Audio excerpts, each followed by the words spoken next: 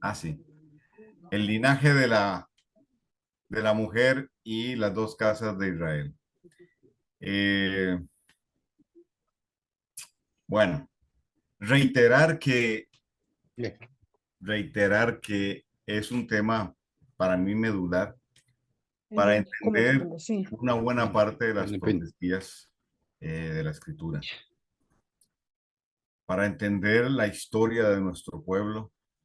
Este tema es más que fundamental, porque es empezar y de ahí empezamos desde el huerto del Edén y proyectamos y proyectarnos hacia el remanente que en tiempo futuro el Eterno levantará como la novia. Entonces, como ustedes entenderán, eh, el tema fue un tema central para Yeshua y ya hoy lo vamos a ver tal vez con un poquito más de detalle. Eh, Fue medular para los profetas, ¿verdad? Sobre todo pues para Oseas, que es donde más se enfatiza esto. Y ni hablar de Ezequiel, ni hablar de Isaías, de Jeremías, que, que, que lo mencionan, ¿verdad?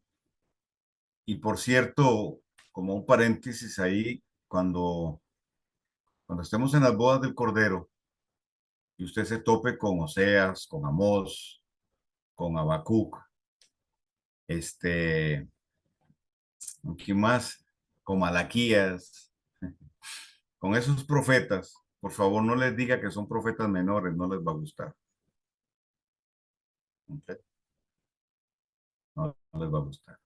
Porque no hay tal cosa como profetas mayores o profetas menores. Eso no existe. Eso se lo inventaron. Eso no existe. Existen profetas que en su momento y en su tiempo profetizaron lo que el Eterno les dijo que profetizaran. Y todos su trabajo fue importante y relevante en el tiempo que les tocó vivir. Esa división de menores y mayores, nada que ver. Bueno, bueno, mi gente, le entramos al tema. Ok, ok. Ah, Mónica también va manejando. No, no me salude, Mónica, no me salude, siga manejando. No quite las manos del volante. Ok, gente, qué lindos. Ay, muy pronto. He de verlos aquí en mi tierra. ¿Mm?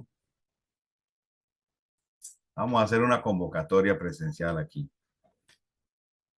Vamos a encerrar 4 días. Ya les voy a decir cuándo, para que vaya ajustando, que vaya haciendo provisión. Ok, déjeme usar la presentación del PowerPoint. Ok, ahí estamos. Ok, ok, iniciamos, partimos de aquí. Preguntas para reflexionar y después de estas preguntas arrancamos con la segunda clase de este tema. ¿Quiénes son estas dos casas? ¿Quiénes son las ovejas perdidas de la casa de Israel? Según Mateo 10, 5 al 7. ¿Por qué dice eso si le estaba hablando a judíos? Eso es muy importante. Es decir, estaba hablando a la casa de Judá. ¿Será que estaba hablando de otro grupo de gente? ¿Por qué Yeshua dijo que tenía ovejas que no eran de ese redil? ¿Por qué Primera de Pedro 1:1 y Santiago 1:1 las epístolas se dirigen a las casas de Israel, a las dos casas de Israel? ¿Por qué Jeremías 31 al 33 y Hebreos 8 dirigen el pacto renovado a las dos casas? ¿Qué significa que el Eterno le haya dado dos varas a Ezequiel y le dijo que serían una en su mano? ¿Por qué el Valle de los Huesos Secos está relacionado con las dos casas de Israel? Si logramos entender esto, tendremos claridad en relación al cuadro profético de la Escritura, el pueblo de Dios y el mundo. con relación al plan de redención. Ok. La casa de Jacob o casa de Israel. Jacob, Israel, tuvo 12 hijos, como ya bien sabemos, fueron llamados los hijos de Israel o la casa de Jacob. ¿Ok? Solo menciono y repito rápidamente el concepto de casa. ¿Ok? El concepto de casa, ¿verdad? Es algo muy importante dentro de la dinámica de nuestra cultura. ¿Ok? Nos movemos en casas, son casas paternas, casas de instrucción. ¿Ok? Los descendientes de Jacob, la casa de Jacob, entraron en un pacto con el Dios de Israel en el monte Sinaí en Éxodo 19. Los descendientes de Jacob, Israel, quebrantaron ese pacto. Al hacerlo, algunas de las ramas del olivo natural fueron desgajadas, según Pablo lo menciona en Romanos 11, ¿ok? Pero esto lo vamos a ir viendo más adelante. En Éxodo 19:3 se le llama la casa de Jacob o casa de Israel a las 12 tribus de Israel, que salen de Jacob, a quien Dios le cambia el nombre por Israel. Recordemos que en primera instancia Jacob lucha, entre comillas, lucha con el ángel, con Yeshua, ¿verdad? Y producto de eso, Yeshua le anuncia que su nombre es cambiado. Ya no te llamarás Jacob, sino Israel. Y luego el Eterno lo sube otra vez en Betel al monte, ¿verdad? Y le habla y le ratifica que su nombre ha sido cambiado por Israel, ya no es más Jacob. ¿Ok? Para comprender quién es Israel, se necesita comprender el origen del nombre de Israel. Israel es el nombre dado a Jacob, y Jacob en hebreo, por el Dios de Israel. En Génesis 32, 24, 28 es donde luchan, comillas, con el ángel. Ok, aquí inicia el pueblo. Entonces vamos a hacer un repaso de la historia. Rubén era el primogénito de Jacob. Él perdió la primogenitura por deshonrar el lecho de su padre. Se acostó con Bilha, la concubina de Jacob. Es decir, como ya hemos visto, vio su desnudez, vio la desnudez de Jacob. La desnudez de Jacob era su concubina Bilha. Jacob, Israel, da la bendición del primogénito a Efraín, el hijo menor de José, a quien Jacob adopta como suyo y le da la bendición que hubiera sido para Rubén. ¿Okay? Esto es muy importante. Entonces, lo que, lo que sucede,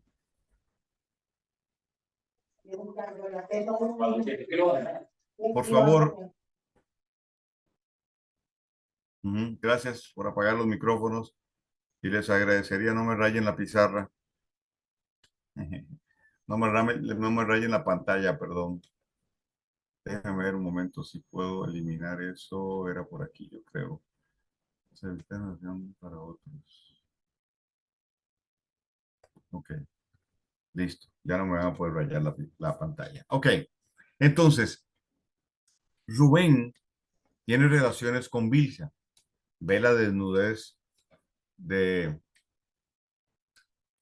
de Jacob, de su padre, razón por la cual el Eterno ya no lo toma en cuenta, ¿verdad? Sino que entonces Efraín, se entiende, eh, es Efraín y Manasés, son llamados por Jacob, ¿verdad? Para bendecirlos. Jacob le dice a José, tráeme a tus dos hijos para bendecirlos como si fueran mis hijos. Al hacer esto, les da esa posición dentro de las de las 12 tribus, ¿ok? En su bendición, declara que Efraín llegaría a ser Meló Hagoyim, que quiere decir la plenitud de los gentiles. ¿Qué sucede en ese momento? Dice, pero su padre se resistió y le contestó, ya lo sé, hijo, ya lo sé.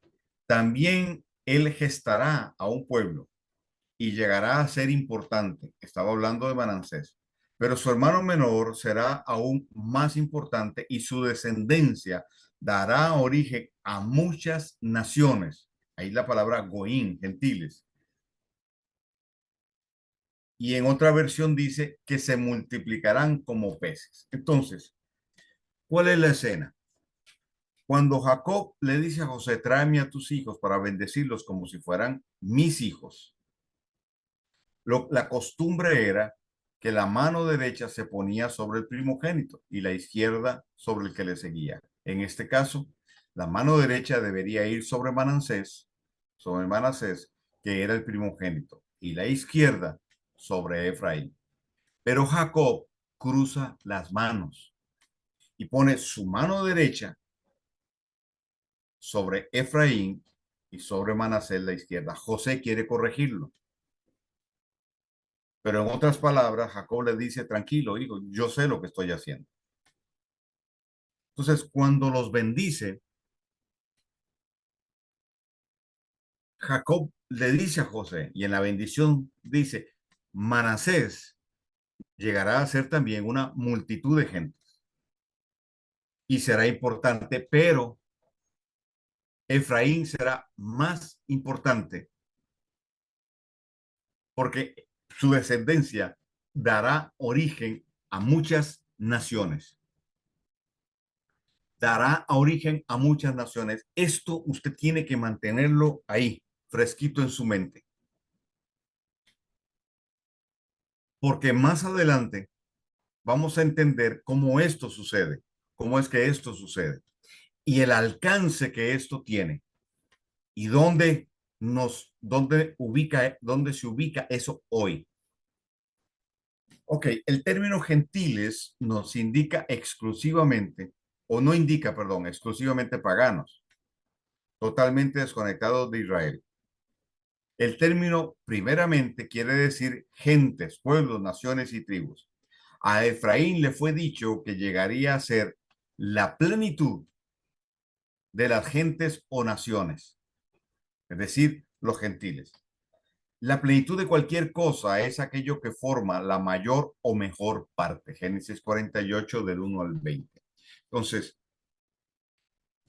cuando Jacob bendice a Efraín, él le dice, y tú serás Melo Hagoyim, la corona de los gentiles, pero también la plenitud, eh, aquello que forma la mayor o la mejor parte en relación a los gentiles.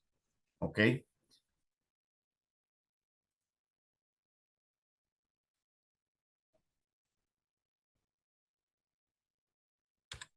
Ante esta bendición, obviamente, hay todo un desarrollo que luego entonces se da. De los hijos de Jacob, ¿verdad? Se forman las 12 tribus de Israel y en el Sinaí se consolida como pueblo. Con Josué conquistan la tierra prometida, donde el Eterno ya previamente la había señalado con Abraham. Ahora con Josué toman posesión de la tierra, se establecen en la tierra y con Samuel se establece una reforma, se consolidan los jueces, ¿verdad? Y el pueblo de Israel encuentra su estabilidad. Pero luego de eso, el pueblo de Israel le pide al Eterno que ellos quieren un rey como las otras naciones. Es decir, ellos toman como modelo los pueblos gentiles y los pueblos paganos que operaban bajo una monarquía y ellos le piden al Eterno que les dé. El Eterno entonces les da, les da a como ya sabemos, a Saúl, y por 40 años Saúl gobierna Israel. ¿Ok? Luego viene David. Samuel gobierna 40 años. Saúl gobierna 40 años. Y luego David gobierna 40 años. En la opinión de este que usted tiene al frente,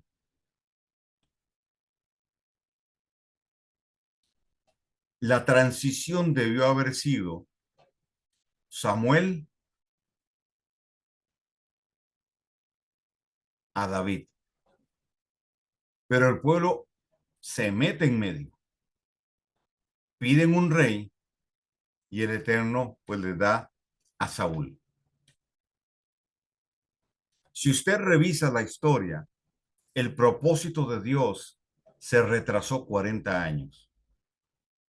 Toda una generación tuvo que pasar para que el Eterno retomara y activara el reloj profético y el propósito para el pueblo.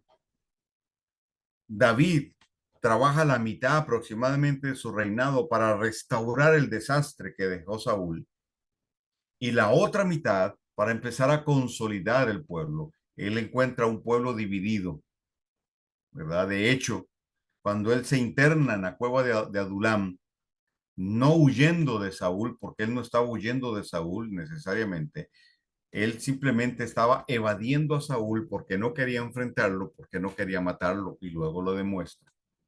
En la cueva de Adulán se le van uniendo a él, no como muchos dicen, los rebeldes, los que tenían deudas pendientes. No, no, eso no es así.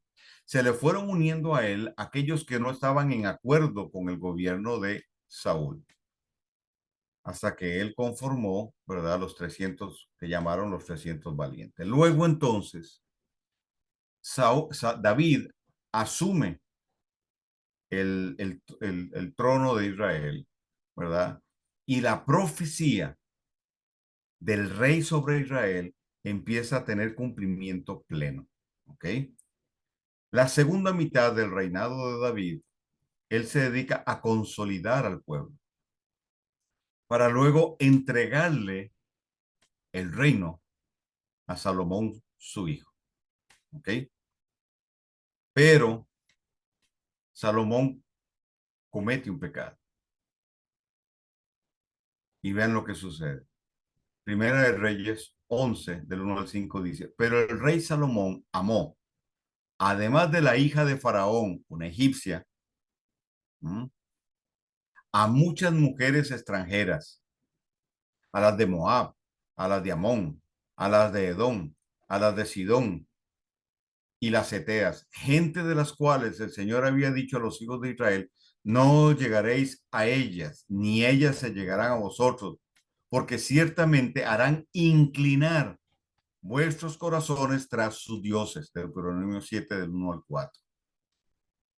A estas pues se juntó Salomón con amor y tuvo 700 mujeres reinas y 300 concubinas, y sus mujeres desviaron su corazón. Y cuando Salomón era ya viejo, sus mujeres inclinaron su corazón tras dioses ajenos, y su corazón no era perfecto con el Señor Dios de Israel, como el corazón de su padre David, porque Salomón siguió a Astoret. Salomón, diosa de los sidonios, y a Milcón, ídolo abominable de los amonitas. Es decir, Salomón cayó en uno de los pecados que más condena la escritura, la idolatría. ¿Ok? Entonces, la estrategia de Salomón, que era un hombre muy inteligente, pero muy débil en la carne, dirían los pentecostales, fue hacer alianza con los enemigos de Israel. Entonces, él toma mujeres de ellos, ¿verdad? Bajo una estrategia política, ¿ok? Y Salomón establece Israel como un lugar de paso. Es decir, hacia Egipto venían muchas caravanas de Oriente, Entonces venían de la India, lo que hoy conocemos como la India. Venían, se dice, hasta de China. Entonces traían seda, traían muchas cosas que no se daban ahí. Ellos iban a negociar a Egipto, ¿verdad? Por, por la economía tan extraordinaria que Egipto tenía. Entonces lo que Salomón hizo fue montar un peaje. Y para eso él necesitaba estar bien con todos sus vecinos. ¿Ok? Salomón fue muy inteligente en ese sentido. ¿Ok? Entonces, él peca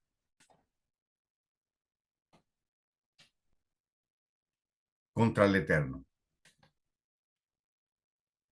Y en Primera de Reyes 11, 9 al 13, el Eterno le dice, y se enojó Jehová con Salomón, por cuanto su corazón se había apartado del Señor Dios de Israel, que le había aparecido dos veces y le había mandado acerca de esto, que no siguiese a dioses ajenos, mas él no guardó lo que le mandó el Eterno.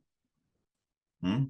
Recuerden que una de las cosas que Salomón pidió, le pidió al Eterno, fue un corazón entendido.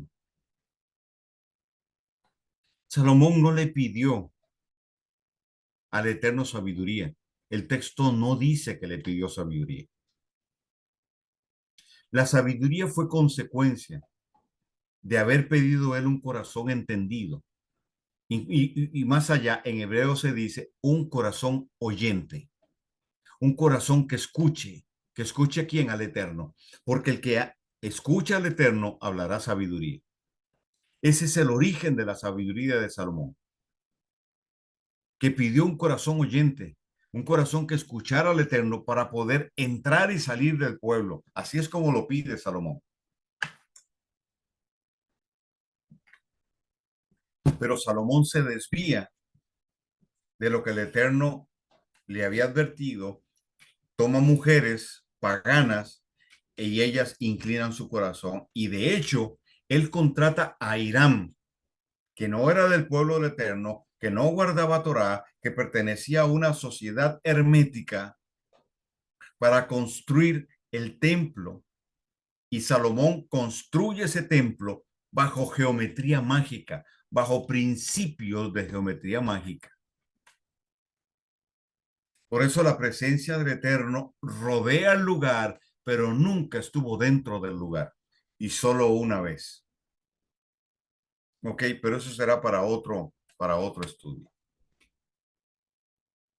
La división de Israel en dos reinos. Ok, entonces Salomón contamina la tierra con 700 mujeres extranjeras. Malas concubinas y establece altares a los dioses de ellas, como una estrategia política para mantener paz con los pueblos vecinos y afirmar el comercio, como ya lo mencioné. La gravedad de esto es que no solo Salomón compromete su espiritualidad, su pacto, su compromiso con el Dios eterno, sino que compromete al pueblo porque él es el representante del pueblo. Dos, y también contamina la tierra. Uno de los tres pecados que contaminan la tierra, ¿m?, es la idolatría.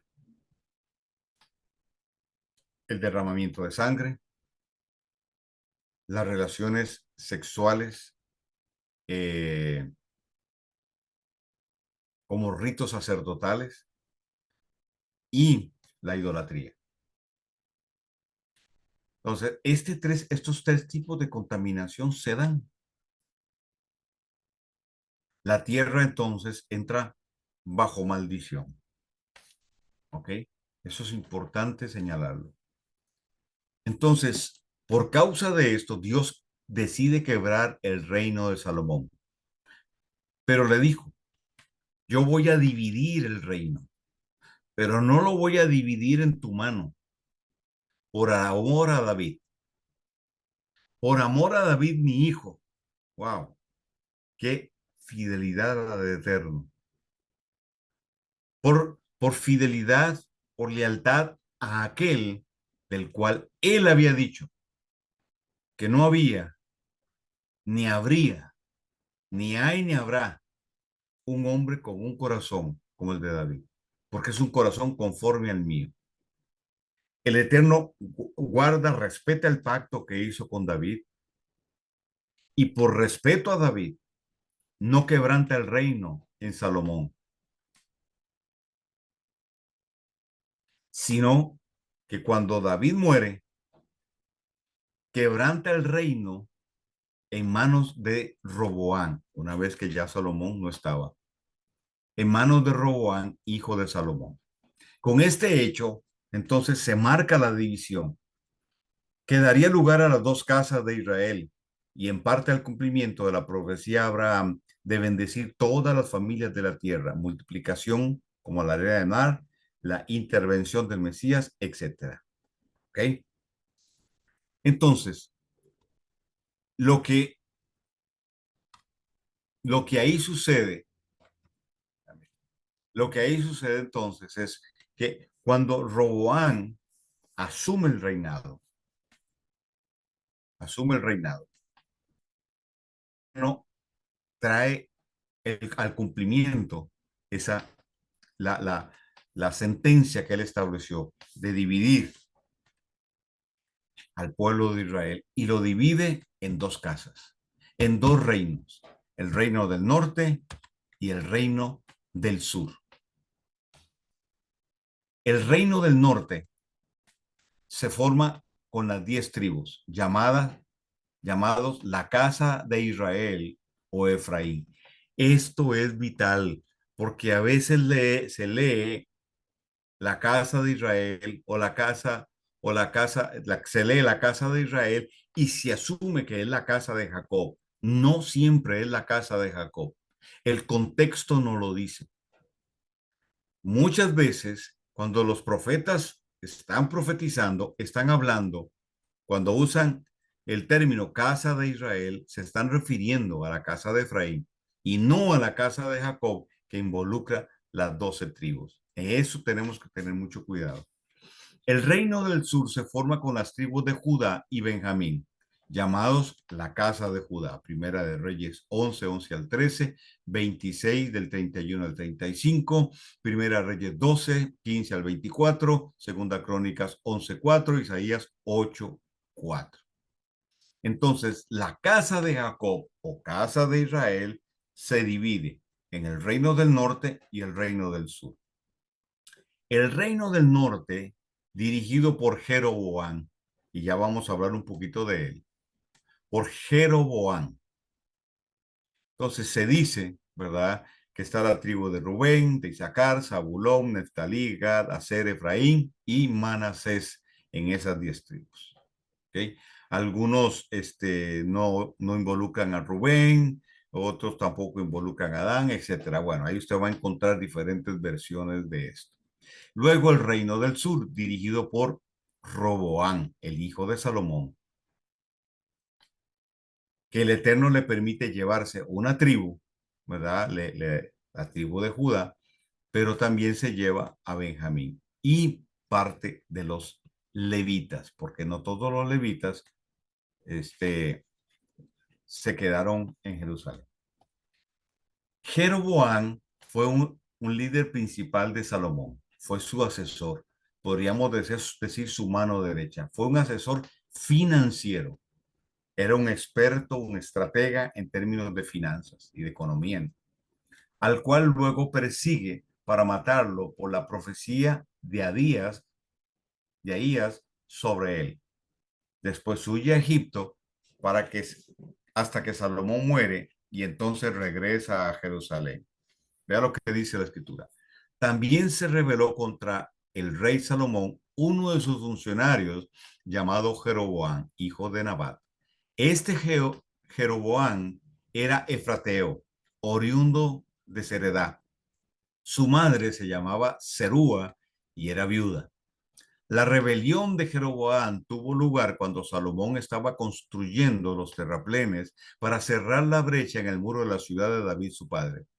Jeroboam se había ganado el respeto de todos, de modo que cuando Salomón vio su buen desempeño, lo puso a supervisar todo el trabajo forzado que se realizaba entre los descendientes de José. Un día en que Jeroboam salía de Jerusalén, se encontró en el camino con el profeta Ahías de Silo, quien llevaba puesto un manto nuevo.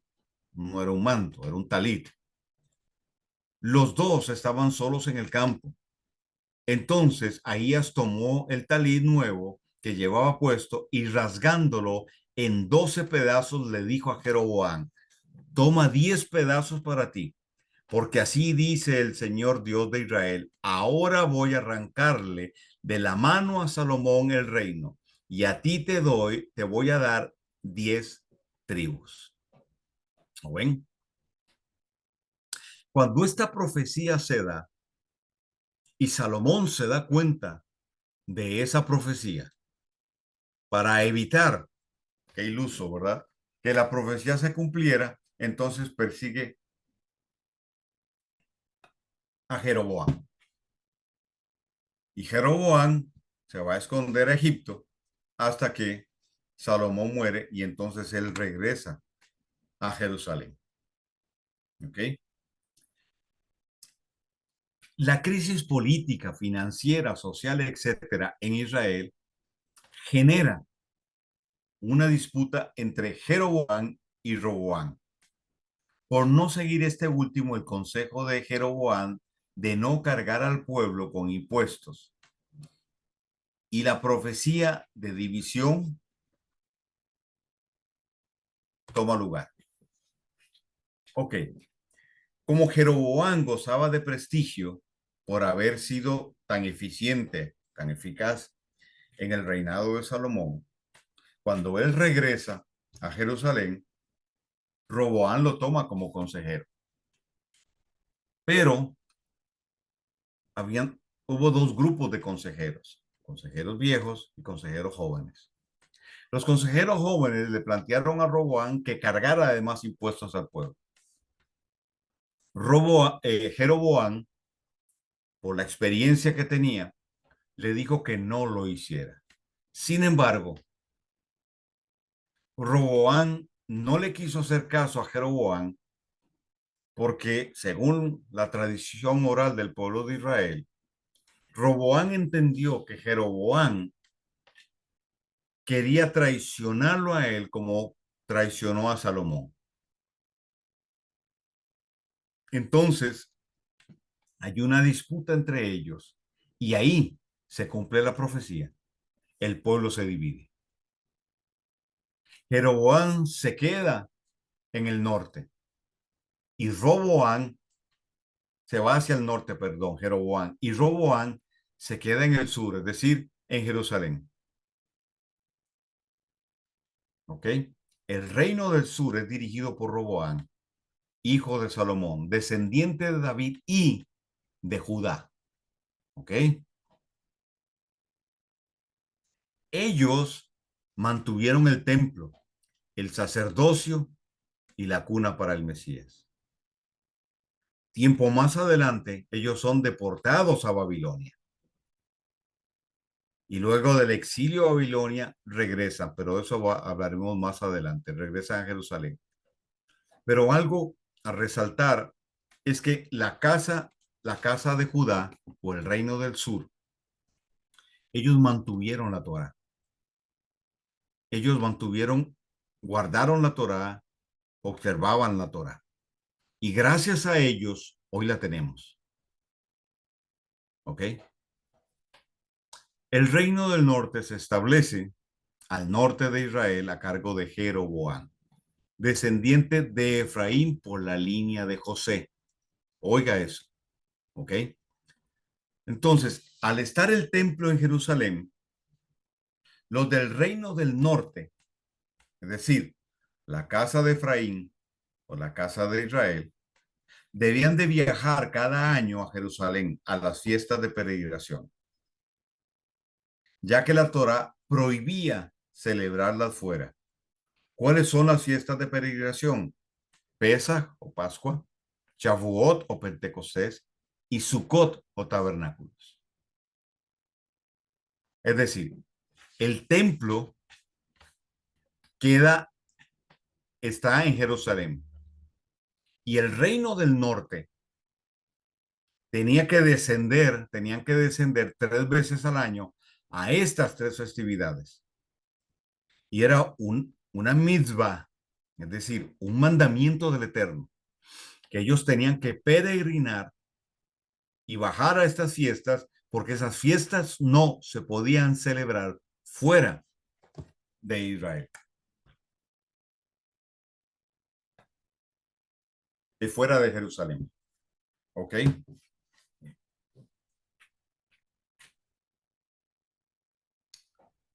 Entonces, ¿qué es lo que sucede? Jeroboam se llena de temor,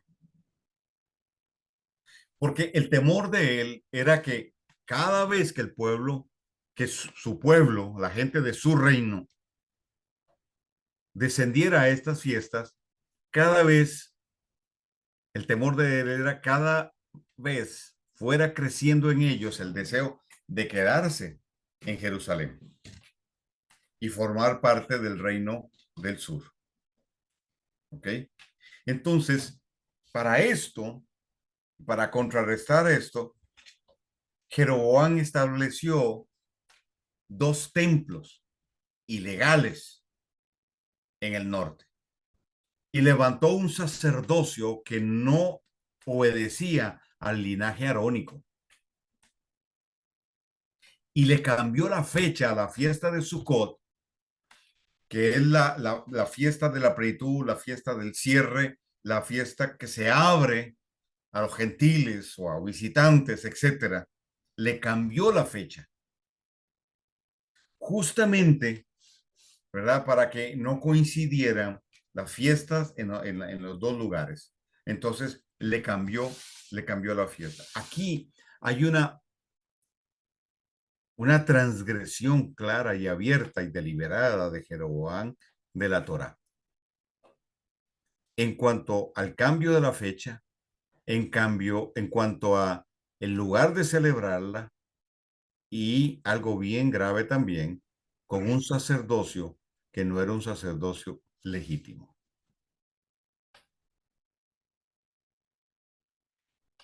Jeroboam actuó bajo un pensamiento político y con esto él pudo ratificar y reafirmar la división de los 2 reinos. Instituyó un sacerdocio ilegal, al igual que los 2 templos que construyó, que no eran levitas, no eran del linaje, ¿verdad?, de arónico. Los levitas estaban en el reino del norte y esta decisión no les pareció y se separaron de Jeroboam y se fueron a Jerusalén en una gran mayoría. Ya un grupo de ellos estaba en Jerusalén. Sin embargo, a Jeroboam, según la tradición oral, nunca le interesó establecer establecer el sacerdocio original. Entonces, desde un principio, él levantó un sacerdocio que no obedecía a los parámetros que el Eterno había establecido. Jeroboam se desprende del diseño original, violenta el diseño original y lo cambia. Aquí entonces yo les comparto un principio. Cuando algo se desprende del original y busca cambiar lo genuino, no solo divide, sino que lleva a zona de error. Este no solo es el caso de Jeroboam, sino la estrategia en los siglos segundo al cuarto. ¿Ok? Y Constantino en el rito latino. Le explico.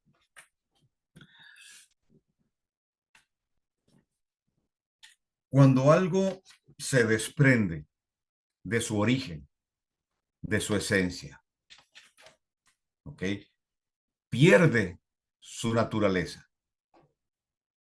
Al perder su naturaleza, entonces se altera lo genuino. Y al alterarse lo genuino, es inevitable que haya división, porque se pierde el equilibrio, se pierde la armonía, se pierde la firmeza y aquello tiende a dividirse porque no hay cohesión. La esencia de origen al no estar, entonces genera la fractura que produce la división. Y al suceder esto, entonces hay un traslado a zona de error. Es decir, el error se introduce. Esto no solo sucede con Jeroboam, es lo que sucede justamente a partir del siglo segundo con los mal llamados padres de la iglesia, que se consolida en el concilio de Nicea y se reafirma en el siglo cuarto, que es cuando la estrategia de Constantino consolida ya un pensamiento que venía del siglo segundo de establecer una nueva religión, usando la plataforma, el contexto, etcétera, de lo que fue la primera comunidad de creyentes después del día de Shavuot de Pentecostés del libro que narra el libro de los Hechos. Ellos aprovechan el crecimiento que hay, la multiplicación que se da producto de aquella explosión del espíritu en el libro de los Hechos y generan una estrategia y crean el cristianismo romano. Desjudaizan a Yeshua, lo sacan de su contexto genuino, le cambian el nombre de Yeshua a Jesús, el Cristo, y se introduce el término cristianos para identificar a los que creen en él. Constantino crea una nueva religión y el concilio de Nicea sirve para cambiar un montón de cosas, entre ellas cambiar el día del Señor del Shabbat al Dominus Day, el domingo. Decir que las fiestas no son del Eterno y prohíben que se celebren, etcétera. Eso será el tema de otra serie de clases. Pero eso no para ahí. De ahí podemos pasar al 1500 y la Reforma Luterana. La Iglesia Cristiano-Romana sufre un cisma por las declaraciones y las acciones de Martín Lutero. Esto desencadena lo que muchos llaman la reforma o han llamado la reforma luterana. Pero si usted revisa bien la historia, la reforma luterana, no mucho tiempo después de darse, trae una división impresionante. De ahí sale la anglicana, la ortodoxa griega, etcétera. Y desde ahí empezó a dividirse, a fraccionarse y fraccionarse, hasta lo que tenemos hoy. Porque de ahí viene el cristianismo. Y hoy tenemos una división impresionante dentro de lo que hemos llamado el pueblo de Dios. ¿Me va siguiendo? La iglesia, el cristianismo romano, luego toma forma del catolicismo, se consolida como el catolicismo y, y,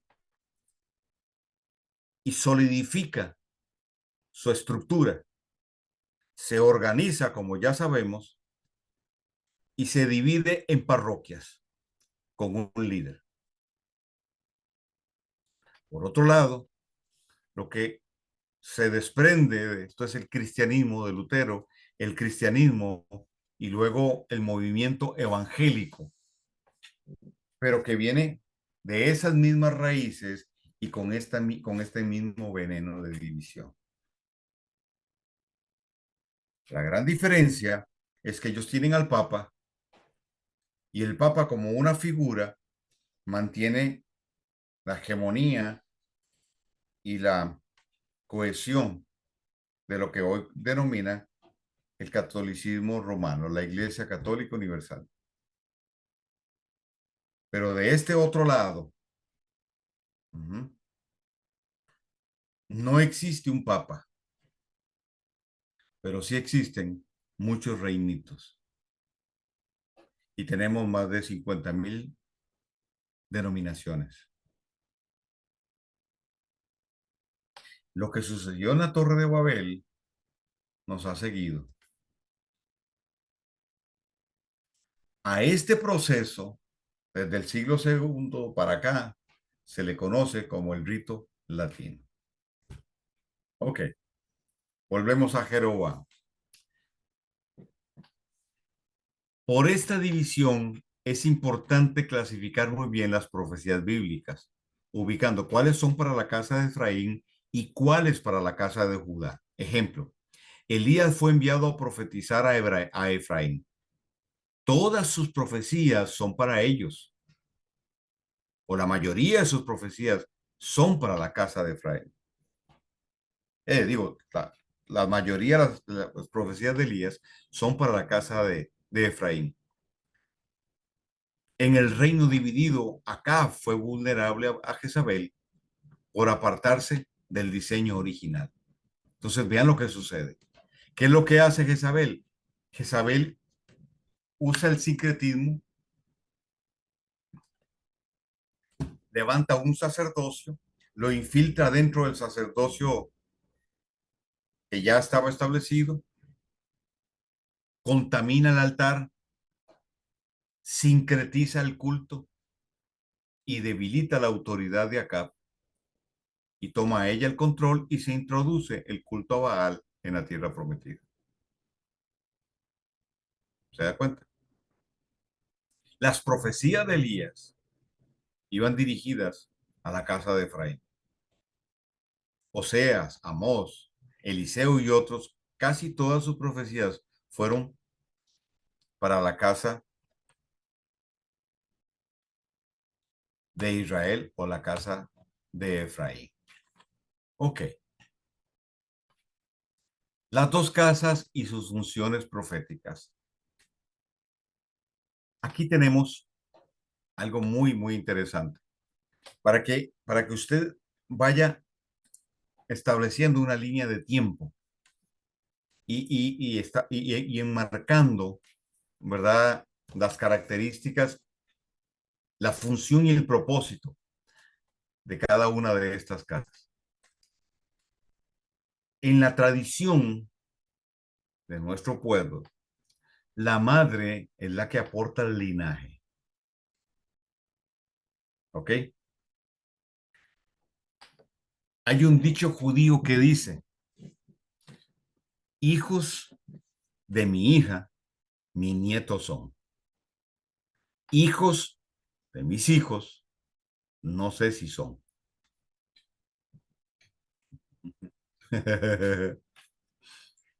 Y algo de eso tenían nuestros abuelos aquí.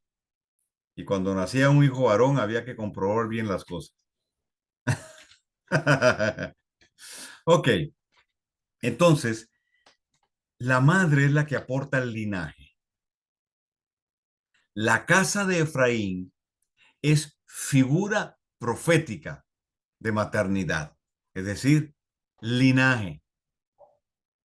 Porque acuérdese que la profecía de Abraham tenía que ver con multiplicación. Entonces, Efraín es como un vientre que genera muchos hijos. ¿Ok? El Eterno le da primogenitura a Efraín, porque él sustituye a Rubén en, en este nombramiento. Y el objetivo es cumplir los sueños de Jacob. Génesis 48, 19. Por eso fueron esparcidos, para que el sueño de Jacob, la profecía que Dios le da a Jacob, tenga cumplimiento. Serás Melo Ha Goyim, la corona de los gentiles. Pero esta profecía está unida a lo que el Eterno le dijo a Abraham, y en tu simiente serán benditas todas las familias de la tierra. ¿Qué pasa con el reino del norte? El reino del norte es esparcido. Las 10 tribus son esparcidas. ¿A dónde? A todas las naciones en el globo terráqueo. Entonces, la consigna para Efraín es cuidar, preservar, expandir y por ende multiplicar. ¿Ok? En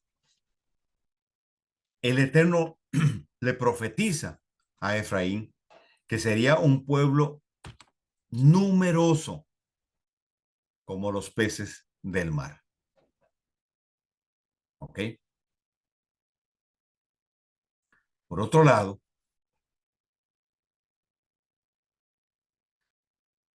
tenemos la casa de Judá, que es figura profética de la paternidad y es la que establece monarquía.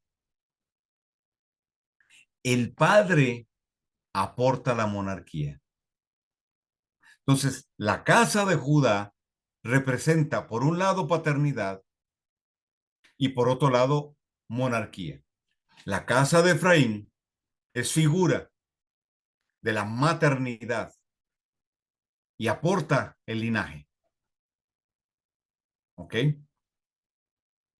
Con la casa de Judá se establece monarquía y gobierno. Monarquía y gobierno.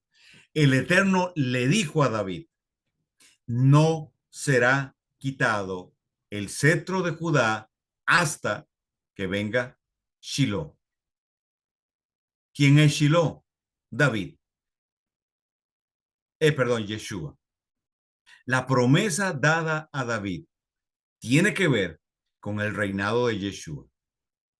Entonces, la casa de Judá, el Eterno la preserva y a pesar de que fue deportada, porque también pecó, como ya vamos a ver, en su deportación a Babilonia, Dios los guarda y cuando regresan y se establecen en la tierra, vuelven a tomar la tierra de Israel y Jerusalén propiamente, se convierte ahora entonces en el escenario donde el Mesías aparecería. Pero por otro lado, tenemos a Efraín, que fue asimilado por los asirios y deportado, o sea, se fue a las naciones y se mezcló con los gentiles como el hijo pródigo. Se mezcló con los gentiles, malgastó su herencia con los gentiles y luego decidió regresar. Y ya vamos a ver más adelante cómo es que regresa Efraín y en qué condición regresa. Entonces, en el pensamiento hebreo, los padres aportan, uno, el padre tierra, sacerdocio y monarquía. Y la madre aporta maternidad y aporta linaje. ¿Ok? Entonces, por un lado, la madre aporta el linaje y por otro lado, el padre aporta la monarquía. ¿Me va siguiendo? Tenemos entonces la casa de Efraín, que es una figura profética de maternidad, que aporta linaje, que tiene que ver con un vientre, que tiene una primogenitura porque se la dieron a Efraín, pero por otro lado, Judá, que traerá al primogénito entre muchos, Yeshua, el rey. La casa de Judá aporta monarquía, es decir, el reino.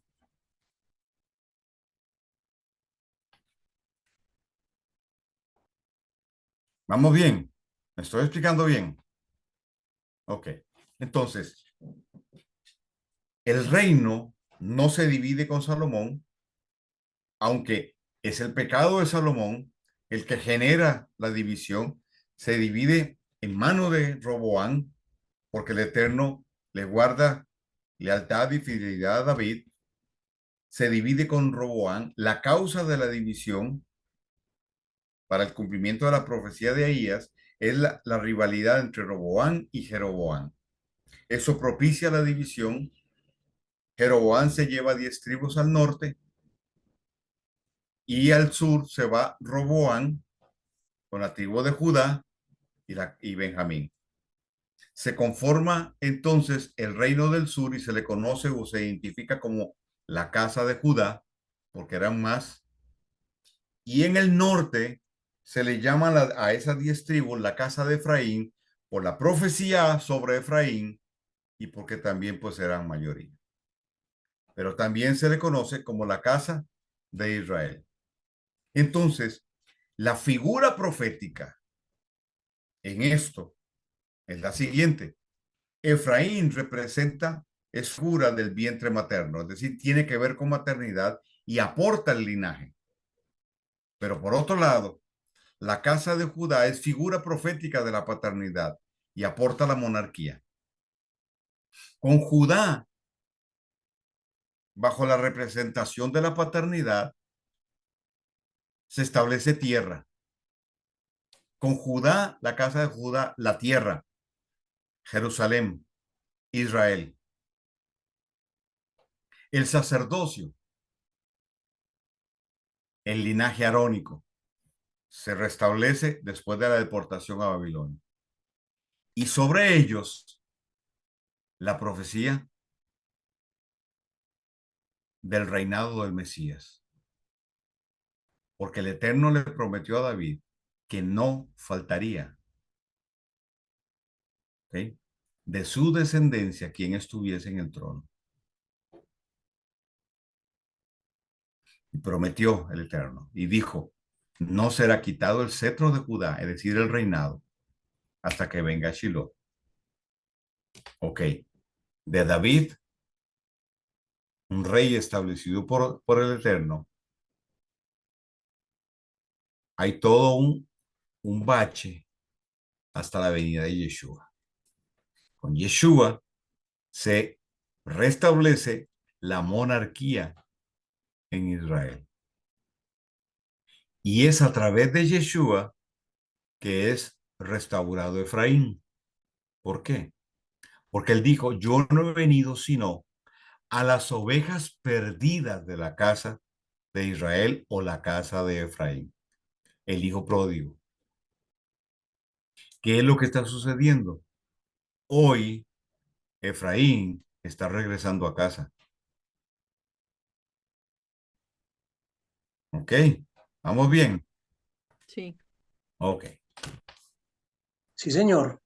gracias. Así es. En la profecía de Ahías, Dios promete reinado a Efraín. Mm, ¿Recuerdan?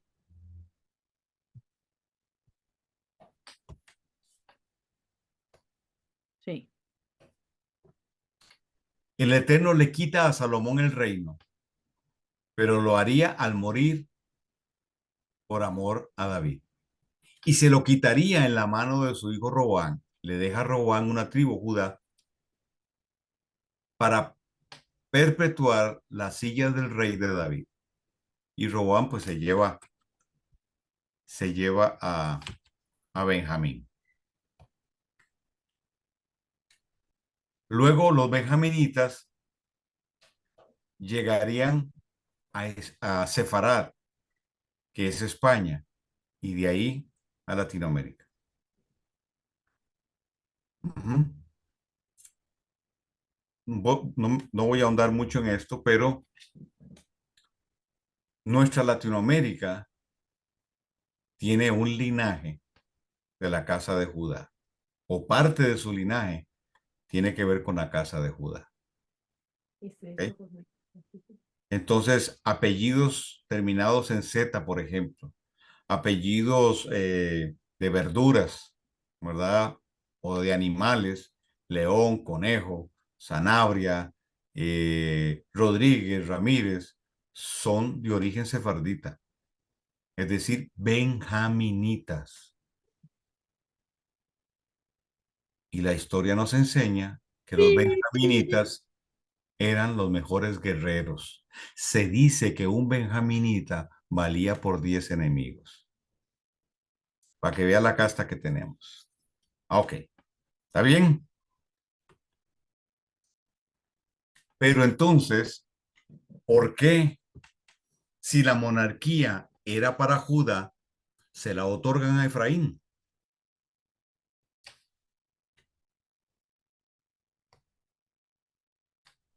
Mm. Una ley se establece para preservar otra ley. Este es un principio. Porque el Eterno dijo que Efraín vendría a ser la plenitud de los gentiles, ¿verdad? Con la figura del hijo pródigo. Es decir, la corona de los gentiles. Efraín, al cumplirse proféticamente la parábola del hijo pródigo, es decir, al regresar a casa, ajá, al regresar a casa, después de haber sido esparcidos por las naciones gentiles, Jeremías 31, 9 al 10, en su retorno,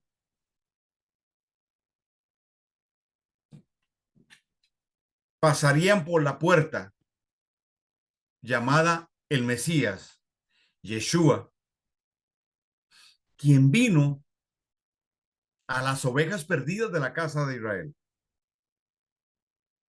Su sacrificio en el madero tiene que ver con redimir a Efraín.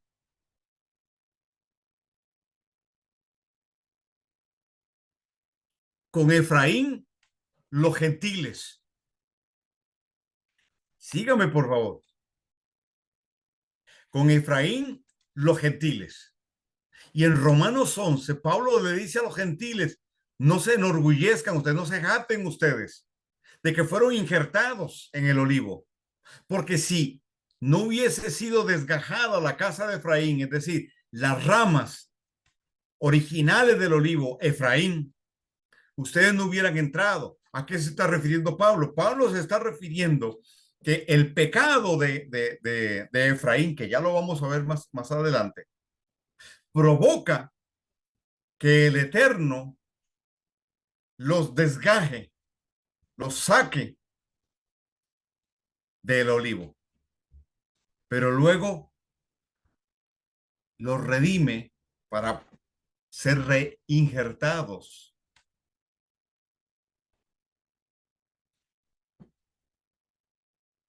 Y en su retorno serían llamados reyes y sacerdotes, o un reino de sacerdotes. Apocalipsis 1:6. Por eso Primera Pedro 2:9, que es la carta a los esparcidos. Si usted lee con cuidado, dice que esa epístola es a los esparcidos, a los de la diáspora. ¿Quiénes son esos? Efraín. ¿Qué les dice? Mas ustedes son linaje escogido, real sacerdocio, nación santa, pueblo adquirido por Dios. Es decir, les está diciendo, ustedes son un real sacerdocio. ¿A través de quién? A través de Yeshua. Por la obra del madero, por la redención, porque él dijo, yo vine a esas ovejas para redimirlas. Sí, también va a redimir a la casa de Judá y lo ha estado haciendo y lo hará sobre todo en estos tiempos finales.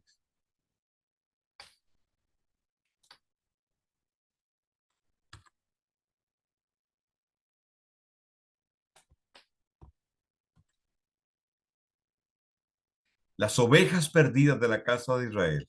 Yeshua dice, Mateo 10, 5 al 7, a estos 12 Yeshua los envió, dándoles estas órdenes. No se enreden en camino de gentiles y no habiten en ciudades samaritanas. Recuerde que Samaria era la capital del reino del norte, sino más bien vayan continuamente a las ovejas perdidas de la casa de Israel o la casa de Efraín. Al ir, prediquen diciendo, el reino de los cielos se ha acercado.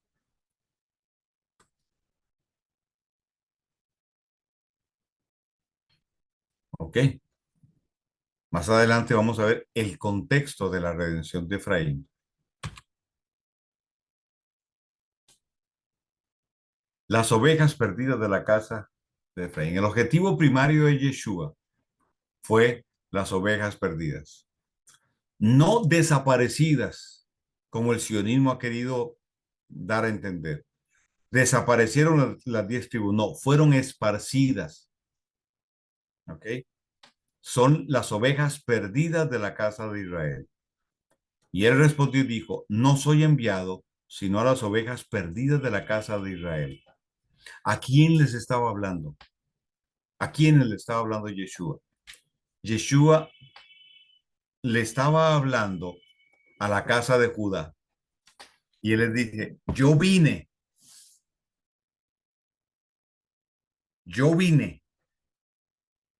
para ellos, para aquellos que se quedaron en el norte y fueron esparcidos por todas las naciones. Yo vine para traer a ellos de vuelta.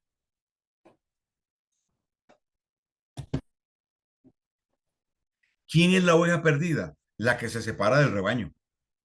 Mateo 9:36. Y al ver las multitudes tuvo compasión de ellas porque estaban desamparadas y dispersas como ovejas que no tienen pastor. La palabra desamparo está relacionada directamente sin pastor que les guíe, sin alimento ni protección y sin identidad. Esa es la implicación y la condición de las ovejas perdidas. Entonces, el hijo pródigo sale de casa y deambula, malgasta su herencia, ahora está sin pastor que le guíe, sin alimento, sin protección, perdió su identidad y está comiendo las algarrobas con los cerdos. Entonces, él regresa a casa porque él dice, hasta los jornaleros de la casa de mi padre comen bien y yo estoy comiendo aquí algarrobas con los cerdos. Y regresó a casa. Y el padre lo recibe, hace una fiesta y le da un anillo. ¿Recuerdan? El anillo representa el pacto. Así como en el matrimonio un anillo son las arras, es decir, la señal del pacto. Lo que el padre hace con el hijo pródigo es ponerle un anillo. Y con el anillo, lo que él está diciendo es, renuevo mi pacto contigo. El pacto que teníamos, ahora lo ratificamos. ¿Qué es lo que quiere hacer el Padre Eterno con el Hijo, con Efraín? Traerlo de vuelta a casa, ponerle el anillo y cambiarle sus vestiduras. Le pone vestiduras blancas. ¿Por qué vestiduras blancas? Sí, porque representa pureza, sí, claro, porque si representa limpieza, sí, también. Pero también las vestiduras blancas hablan del pacto, hablan de un matrimonio. ¿Ok? Y ya vamos a ver eso. Dejémoslo por ahí.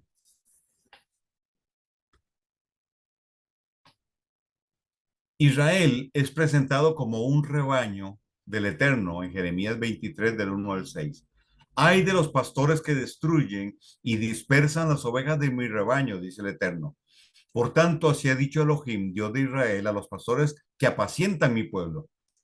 Vosotros dispersáis mis ovejas y las espantáis y no las habéis cuidado. he aquí que yo castigo la maldad de vuestras obras, dice el Eterno, y yo mismo, oiga esto, y yo mismo recogeré el remanente de mis ovejas de todas las tierras a donde las eché, y las haré volver a sus moradas, y crecerán y se multiplicarán. ¿De quién está hablando? De Efraín, del hijo pródigo. Dice, y yo mismo las recogeré.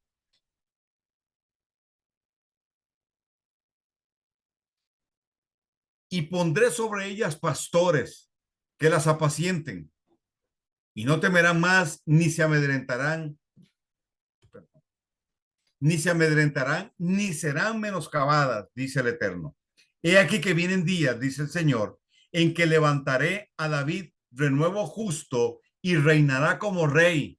¿De quién habla? De Yeshua, el cual será dichoso y hará juicio y justicia en la tierra. En sus días será salvo Judá. ¿En los días de quién? De Yeshua. E Israel. Pero no es que es lo mismo Israel y Judá. No, no es lo mismo. Está hablando Judá, el reino del sur, la casa de Judá, e Israel, la casa de Efraín, el reino del norte, esparcidos por toda la tierra. Dice, habitará confiado, y este será su nombre, con el cual le llamarán Elohim, justicia nuestra. Se le llama ovejas perdidas en Jeremías 56. Dice, ovejas perdidas, casa de Efraín, ha venido a ser mi pueblo. Sus pastores las han descarriado, haciéndolas vagar por los montes. Han andado de monte en collado y han olvidado su lugar de descanso. ¿Lo ven? Entonces, hay que tomar en cuenta que Judá también se descarrió, solo que el Eterno no le dio carta de divorcio, como está escrito en Jeremías 3:8. Vean, busque ahí en su escritura, Jeremías 3:8.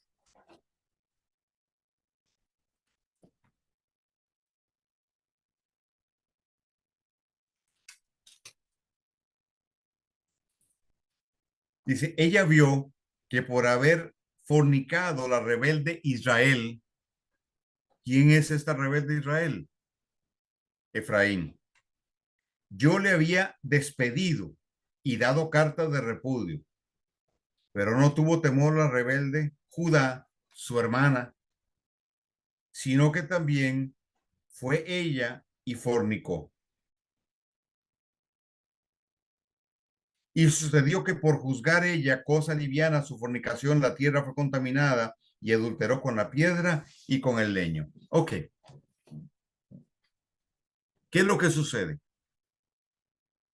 La casa de Efraín, bajo la dirección de Jeroboam, tienen un sacerdocio ilegítimo, dos templos ilegítimos y celebran Sukkot fuera de la fecha que el Eterno estableció. Luego en el proceso se van contaminando, son asimilados por los asirios, se mezclan y luego terminan siendo esparcidos por las naciones. Por el pecado de Jeroboam, perdón, por el pecado de la casa de Judá, que le llama al Eterno pecado de fornicación, porque adulteraron con el palo, etcétera. El Eterno le da carta de repudio o carta de divorcio. ¿Por qué esto? Porque el Eterno en el Sinaí se había desposado con la casa de Jacob, se había desposado con ella. Cuando Israel llega al Sinaí, el Eterno les entrega las tablas con las 10 palabras. Esas 2 tablas son las arras, la señal del compromiso que el Eterno está adquiriendo con su pueblo Israel. Las tablas eran la ketubá también, el contrato matrimonial, es decir, el Eterno se desposó con Israel en el monte Sinaí. Les entregó la ley, sí, pero esa ley representa las cláusulas que el marido le da a su novia, que si ella las observa, entonces ese matrimonio se habría de consumar. ¿Ok? En la boda hebrea hay dos partes, el desposorio y la consumación de esa boda. En el desposorio llega el novio con un testigo, la novia con un testigo, se da una ketubá donde están esas cláusulas. Entonces firma el testigo del novio, firma el novio y firma el testigo de la novia. La novia no firma. A partir de ese momento, esa ketubá, ese desposorio, que es la primera parte del matrimonio, es vinculante. Es decir, hay una legalidad en eso donde se establece una unión, pero entre el desposorio y la consumación del matrimonio, que sería la segunda parte, meses después, según la tradición del pueblo, en la escritura, se celebra la ceremonia donde la pareja es bendecida y por 7 días celebran la fiesta y ahí se consuma el matrimonio. A partir de ese momento se establece formal y oficialmente como un matrimonio consolidado. En ese periodo entre la firma de la ketubá y la consumación del matrimonio, tanto ella como él están a prueba, hablando de la boda natural. Si alguno de los dos, y bueno, se hizo un énfasis en la mujer, si la mujer incurría en una falta, el hombre podía darle carta de divorcio. Él presentaba ante las autoridades el caso y entonces se le daba una carta de divorcio. Eso anulaba la firma de la ketubá, es decir, la primera parte del matrimonio. Al quedar anulado, se establecía un divorcio.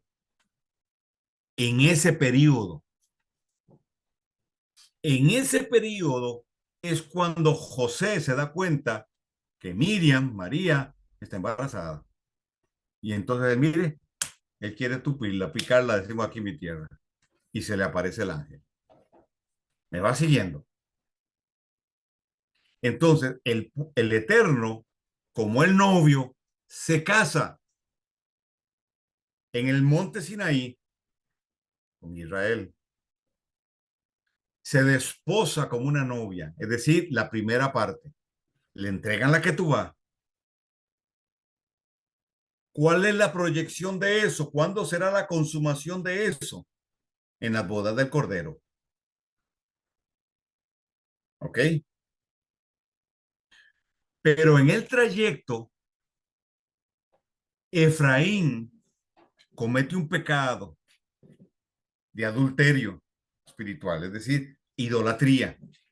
Y el Eterno le da carta de divorcio. Al darle carta de divorcio, el Eterno, de alguna manera, quita sobre ellos esa cobertura, y me refiero específicamente a ese contrato matrimonial, le da, le quita, le da carta de divorcio, y entonces Efraín se esparce por todas las naciones. Pero él promete restaurarla y traerla de vuelta a casa.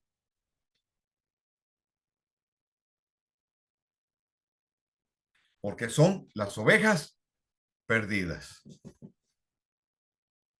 Judá también peca, sí, claro, también peca, pero no le da carta de divorcio porque de Judá nacería el Mesías. Ok, aquí le adelanto un poquito más, un poquito más adelante, vamos a verlo con detalle. Entonces, sí, Judá también se descarrió, como dice aquí en Jeremías 3:8, pero fue a la casa de Efraín a la que le dio carta de divorcio.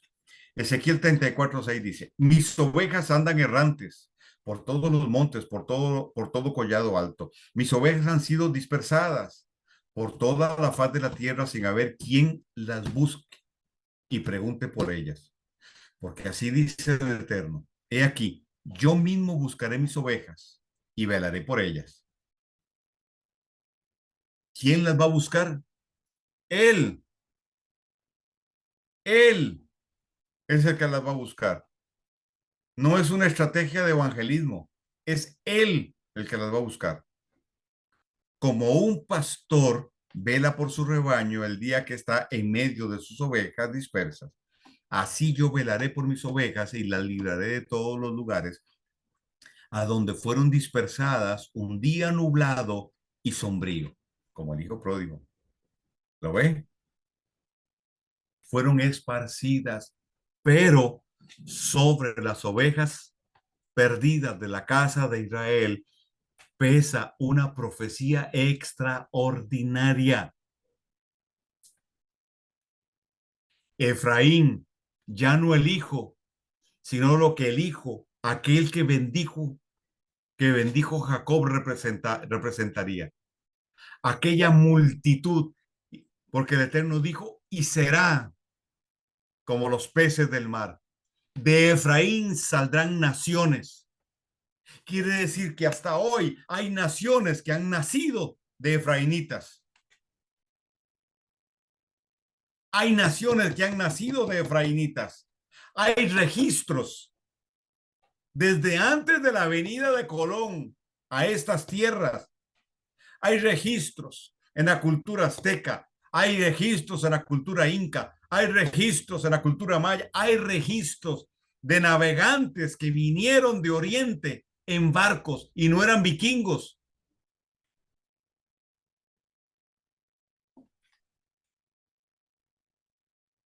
Era de las 10 tribus y muy posiblemente de Zabulón, que eran los que tenían el oficio del mar y eran navegantes. Hay registros históricos que lo corroboran. Por ejemplo, los indígenas en Ecuador tienen palabras que son mezcladas con el idioma autóctono y el hebreo. Nombres de lugares. Los aztecas también tienen esa mezcla. Los mayas también tienen esa mezcla en algunas de sus palabras. La vamos armando, ¿verdad? Esparcidas por todas partes, pero el Eterno dijo, la restaurará. Deuteronomio 3 del 1 al 5. En el futuro, cuando experimentes todas las bendiciones y las maldiciones que te detallé y estés viviendo entre las naciones a las que el Señor tu Dios te haya desterrado o expatriado. Ponga atención de quién está hablando. Toma muy en serio todas estas instrucciones. Si en aquel tiempo tú y tus hijos regresan al Señor tu Dios y se obedecen con todo el corazón y con todo el alma los mandatos que te entrego hoy, entonces el Señor tu Dios te devolverá tu bienestar. Espérate, pues si se está hablando a la casa de Jacob, a las 12 tribus, ahí está profetizando el Eterno lo que vendría. Tendrá misericordia de ti y te volverá a reunir de entre todas las naciones por donde te dispersó. Aunque estés desterrado en los extremos de la tierra, el Señor tu Dios te traerá de allí y te reunirá nuevamente. El Señor tu Dios te hará volver a la tierra que perteneció a tus antepasados y será tuya de nuevo. Ubique el contexto histórico donde de Deuteronomio y será tuya de nuevo. Entonces será aún más próspero y numeroso que tus antepasados. Vamos, ¿cuándo se dio esto? ¿Cuándo se cumplió esta parte que dice, y Dios te hará volver a tu tierra que le perteneció a tus antepasados y será tuya de nuevo? ¿Cuándo? Todo inició en 1902 con el decreto de Balfour, cuando se establece que Israel, que los israelitas deben volver a su tierra. Y se consolida en 1948. ¿Se da cuenta? Esto es una marca en el tiempo que nos ayuda a entender que el regreso de Efraín, que estaba operando, no solo tiene que ver con la casa de Judá.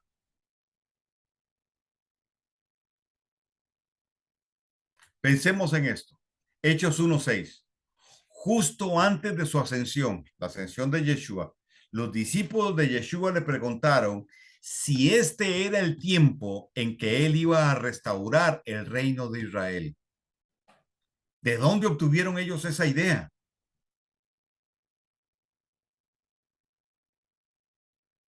Esto es algo que no se ha planteado mucho dentro de la doctrina tradicional. Ellos de la casa de Judá le dicen a Yeshua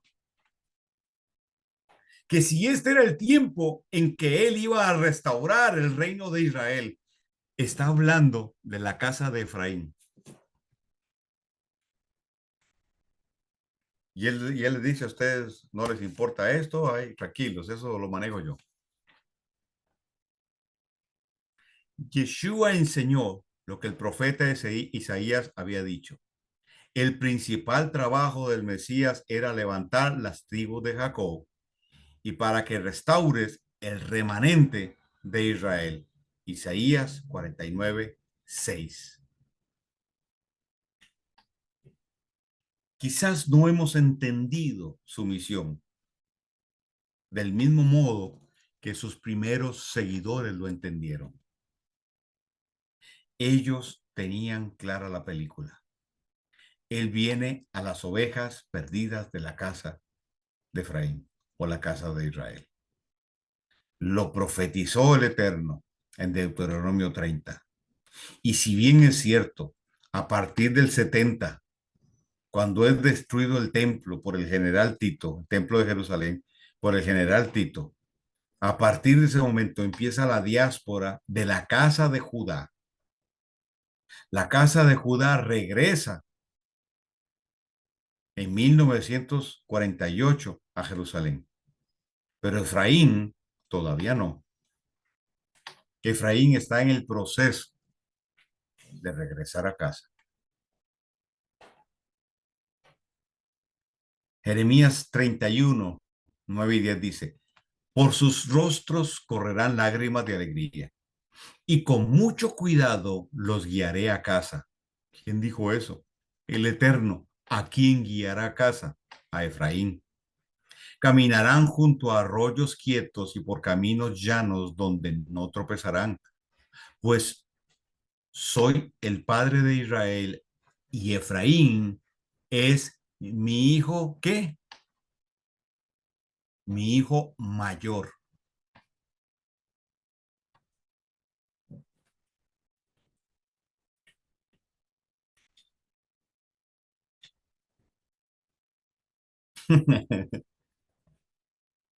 ¿Y quién es el mayor?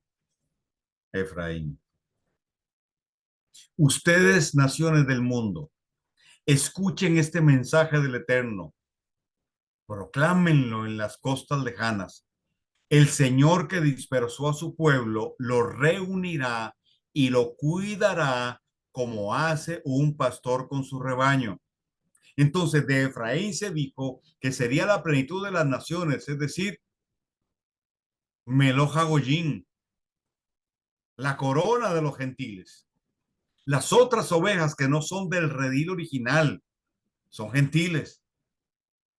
En el griego la palabra para naciones sería gentiles. De los gentiles, naciones, no de Israel. Como aclaración, judío designa a aquellos que son de la tribu de Judá. y descendientes del hijo de Jacob y luego de la casa de Judá. En esto, sí, hay muchísima confusión. Ok.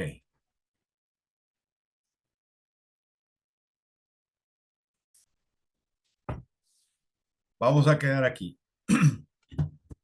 Creo que usted tiene suficiente material para masticar.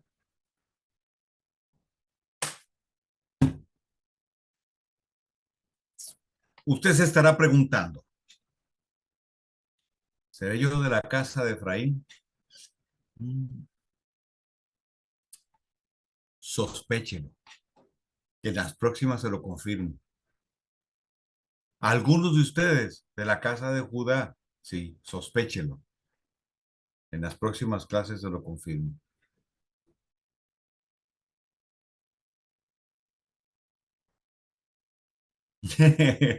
Hasta aquí, por favor, me escriben ahí. Mire, muy sencillo. Yo espero usted haya anotado los pasajes que yo le di. Nada más es leer los pasajes. Usted leyendo los pasajes en el orden que se los fui dando, a usted se le aclara el panorama.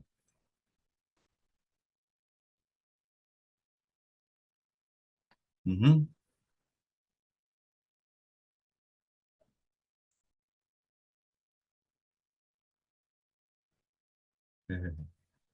¿Se acuerdan de la profecía de Oseas 6:2? 2 días te daré vida y al tercero te resucitaré. Esa profecía tiene que ver con Efraín. El regreso de Efraín fue marcado proféticamente a partir del 2000. No que antes no se haya dado, es que ahí empezó plenamente a darse el regreso de Efraín. Y es en ese tiempo cuando empieza a gestarse lo que mal llamaron el movimiento de las raíces hebreas. Todo este despertar que algunos han asociado con la casa de Judá, el judaísmo y volver al judaísmo, que otros han relacionado con el mesianismo. No, no es un tema de mesianismo, de judaísmo, ni de judeo-mesianismo, ni de caraítas, ni nada de eso.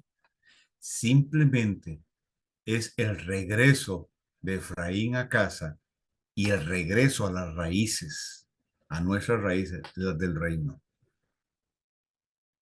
En eso estamos.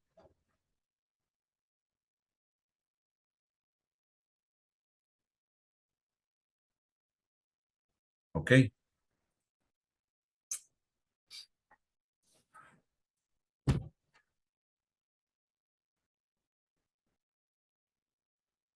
Ahí les dejo. Estudien. Y en 15 días nos volvemos a ver. Como les dije, cualquier pregunta, pues con gusto, ¿verdad? Se las contesto. Más adelante, yo voy a explicar quiénes son los gentiles. ¿Ok? Pero vamos despacio. Hay todo un contexto que necesitamos analizar. Son años, décadas de historia. Ujú. Pero también toneladas de distorsión, de doctrinas cerradas, de mezcla que también tenemos que remover. Entonces, lo mejor que usted puede hacer es lo que hice yo. Yo dije, Señor, con toda, categóricamente y bajo la conciencia, la sapiencia que tengo, ante todo esto, me declaro ignorante y determino reaprender, removiendo de mi cerebro con tu ayuda todo ese paradigma que me metieron, toda esa distorsión, porque nos vendieron una película y por cierto muy mala y nos dijeron, esta es la verdad. Y la verdad Siempre triunfa, dijo aquel.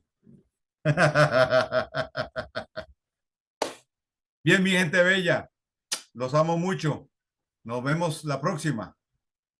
Abrazos para todos. Salón.